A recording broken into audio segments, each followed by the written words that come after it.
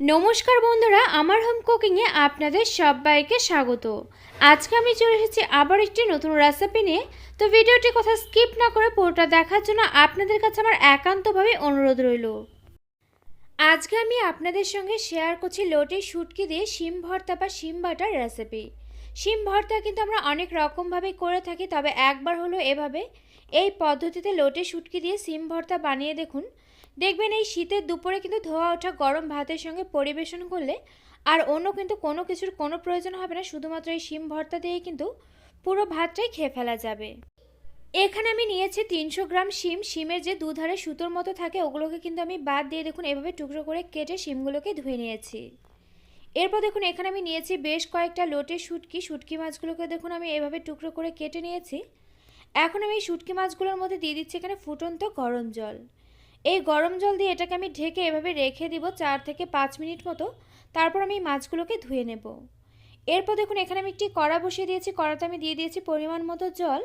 এরপর আমি এর মধ্যে দিয়ে দিচ্ছি এখানে কেটে রাখা শিমগুলোকে। এই শিমগুলোর সঙ্গে দেখুন এর মধ্যে আমি দিয়ে দিচ্ছি এখানে 5টা কাঁচা লঙ্কার ঝালটা আপনারা যেমন খেতে পছন্দ করেন অবশ্যই করে কিন্তু এখানে লঙ্কাটা আপনারা সে বুঝে ব্যবহার করবেন। এরপর আমি এর মধ্যে দেখুন দিয়ে দিচ্ছি এখানে বেশ কয়েক কোয়া রসুন। এরপর দিয়ে দিচ্ছি এখানে স্বাদ মতো নুন। এই সমস্ত কিছু দিয়ে দেওয়া হয়ে গেলে এখন আমি উনুনটা হাই ফ্লেমে রেখে শিমগুলোকে 4 থেকে 5 মিনিট মতো একটু সেদ্ধ করে নেব। আর এখানে নিশ্চয়ই আপনারা দেখতেই পাচ্ছেন এখানে কিন্তু আমি জলের পরিমাণটা একেবারে বেশি ব্যবহার করিনি, কারণ এই শিমের মধ্যে কিন্তু জলটাকে আমি একেবারেই শুকিয়ে ফেলবো। আর এই জলটাকে যদি ফেলে না দিয়ে শিমের মধ্যে এভাবে শুকিয়ে নেওয়া যায় তবে কিন্তু এই শিমের যে পুষ্টিগুণ সেটা কিন্তু পুরোপুরি শিমের মধ্যেই থেকে যাবে। 4 থেকে 5 মিনিট মতো শিমগুলো সেদ্ধ করে নেওয়া হয়ে গেলে এরপর এই শিমগুলোকে আমি খুব ভালোভাবে একটু ঠান্ডা করে নিলাম। শিমগুলো ঠান্ডা হয়ে গেলে এরপর দেখুন এগুলো সমস্ত কিছুকে আমি দিয়ে দিচ্ছি এখানে একটি মিক্সিং জারের মধ্যে। এরপর আমি এর মধ্যে দেখুন দিয়ে দিচ্ছি এখানে লোটে শুটকিগুলোকে। শুটকি মাছগুলো কিন্তু আমি ভিজিয়ে রাখার পর খুব ভালোভাবে 2 থেকে 3 বার মতো ধুয়ে নিয়েছিলাম। এরপর আমি এর মধ্যে দেখুন দিয়ে দিলাম এখানে বেশ কিছুটা পরিমাণ ধনেপাতা। এখন আমি এগুলো সমস্ত কিছুকে খুব ভালোভাবে এখানে একটি মিহি পেস্ট আমি তৈরি করে নিচ্ছি। তো এখানে আমার দেখুন সমস্ত কিছু খুব ভালোভাবে পেস্ট করে নেওয়া হয়ে গিয়েছে। আর এই ধনেপাতা দেওয়াতে কিন্তু এই ভর্তার ফ্লেভারটা ভীষণই ভালো হবে, ভর্তাটা কিন্তু খেতেও দারুণ লাগবে। এরপর আমি এখানে দেখুন একটি কড়া বসিয়ে দিয়েছি। কড়াতে দিয়ে দিলাম পরিমাণ মতো সর্ষের তেল। তেলটা গরম হলে এর মধ্যে দিয়ে দিলাম এখানে কয়েকটি শুকনো লঙ্কা। লঙ্কাগুলোকে এখন আমি নেড়েচেড়ে নিয়ে বেশ লালচে করে ভেজে তুলে রাখছি। আর আপনারা চাইলে কিন্তু এই ভর্তাটা শুধুমাত্র কাঁচা লঙ্কা দিয়েও করে নিতে পারেন, তবে কয়েকটি শুকনো লঙ্কা দিলে কিন্তু এই ভর্তার খুব সুন্দর একটা ফ্লেভারও হবে আর ভর্তাটা কিন্তু খেতেও দারুণ লাগবে। এরপর আমি এই তেলেতেই দেখুন দিয়ে দিলাম এখানে দুটো ছোট সাইজের পেঁয়াজ কুচি। এখন আমি পেঁয়াজগুলোকে নেড়েচেড়ে নিয়ে বেশ লালচে করে ভেজে নিচ্ছি। পেঁয়াজগুলো এরকমভাবে বেশ লালচে করে ভেজে নেওয়া হয়ে গেলে এরপর আমি এর মধ্যে দেখুন দিয়ে দিচ্ছি এখানে বেটে রাখা শিম। এখন আমি শিম বাটাটাকে নেড়েচেড়ে নিয়ে পেঁয়াজের সঙ্গে খুব ভালোভাবে একটু মিশিয়ে নিচ্ছি।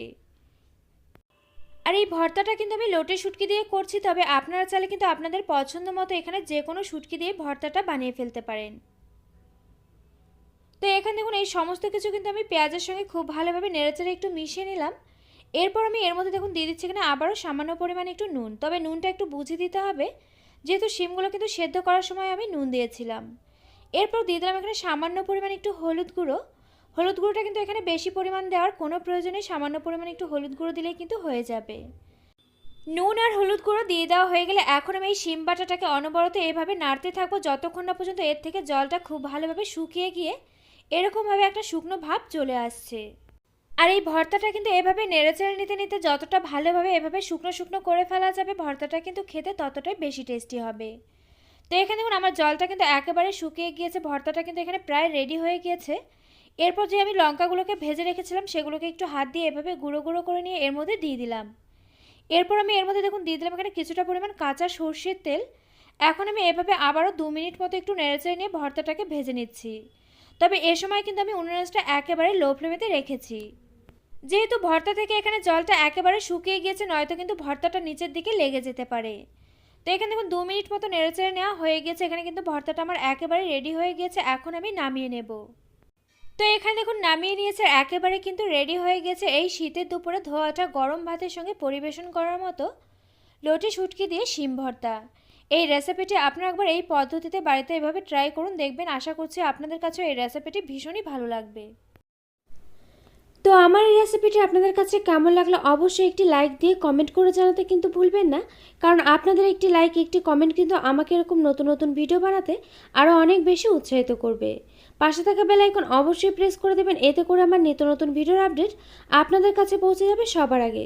তো আজকের মতো ভিডিওটা এই পর্যন্ত, আবারও পরে দেখা হচ্ছে অন্য কোনো নতুন ভিডিওর সঙ্গে।